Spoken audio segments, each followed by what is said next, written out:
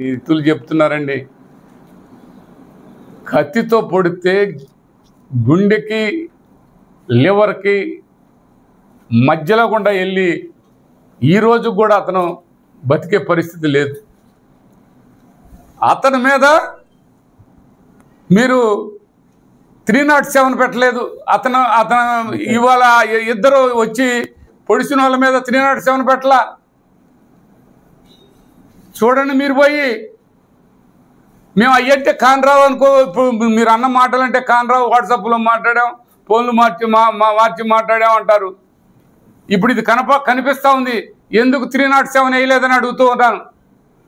ఎందుకు కారు మంచిది 100 మంది పోలీసులు,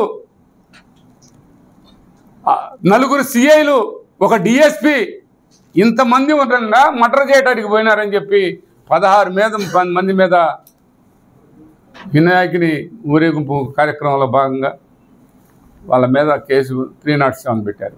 అదే అన్నారం అతనికి గుండెల్లో గుండె కత్తి దిగిపోతే అతని మీద ఏ కేసు లేదు. ఏమి న్యాయం అండి సిఏ గారు? అబ్బా, ఏమి పరిపాలన చేపిస్తున్నారండి సిఏ గారు? ఇదే సిఏ గారు పోలీసులంటే దడ పుట్టిస్తున్నావు. పోలీసులంటే వణుకు. పోలీసులు వస్తున్నారంటే ఇళ్లల్లోకి పారిపోయే పరిస్థితి. అలాంటి పరిస్థితి ఇంతవరకు ఎప్పుడు చూడ పరిస్థితి. ఇది మీరు చేస్తున్నటువంటి పాలన. ఆపగని పరిస్థితుల్లో నేను చెప్తున్నాను. గ్రామాల నుంచి వచ్చి ఇక్కడ పెద్ద ఎత్తున ఇక్కడ పోలీస్ స్టేషన్ ముందు కూర్చుంటాం, ఇట్ట కొడితే మేము భరాయించలేము అని అన్ని గ్రామాల నుంచి కూడా చెప్తున్నటువంటి పరిస్థితి. ఇది కంపల్సరిగా ఈ సిఏ గారు, ఈ డిపార్ట్మెంటు, ఈ విధంగా ఎస్ఐ గారు వీళ్ళ చేత వీళ్ళ పార్టీ అని చెప్పి రూరల్ నుంచి ఇక్కడ తీసుకొచ్చుకొని ఈ విధంగా నరభేదం ఏం చేపిస్తున్నారండి. ఇలాంటిది ఒకసారి మేమందరం ప్రజలందరం కూడా పోలీస్ స్టేషన్ని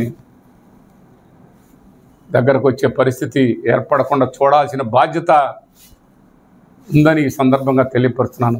ఈ విధంగా కొడుతుంటే తప్పని పరిస్థితుల్లో కంపల్సరిగా దీనికి మేము ప్రజలంతా కూడా వినుకొండ నియోజకవర్గం అంటే భయభ్రాంతుల్ని గురి చేశారు.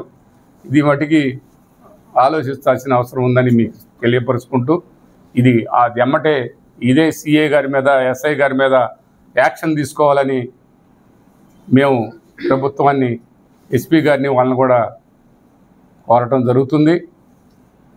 రేపు ఎస్పీ గారిని కూడా కలుస్తాం. అవసరమైతే ఇది పూర్తి స్థాయిలో మా పార్టీ తరఫు నుంచి ఇది ఈ వినుకొండ నియోజకవర్గంలో బతికే పరిస్థితి లేదు. ఒక పులిగినక రక్తానికి అలవాటు పడ్డ పులిలాగా పోలీస్ వ్యవస్థ ఎగబడతా ఉంటే, రోజువారీ కొడుతూ ఉంటే తట్టుకునే పరిస్థితి లేదని మరొకసారి రాష్ట్ర వ్యాప్తంగా కూడా ఇది ముందుకు తీసుకెళ్తామని కూడా ఈ సందర్భంగా తెలియపరుస్తున్నాను.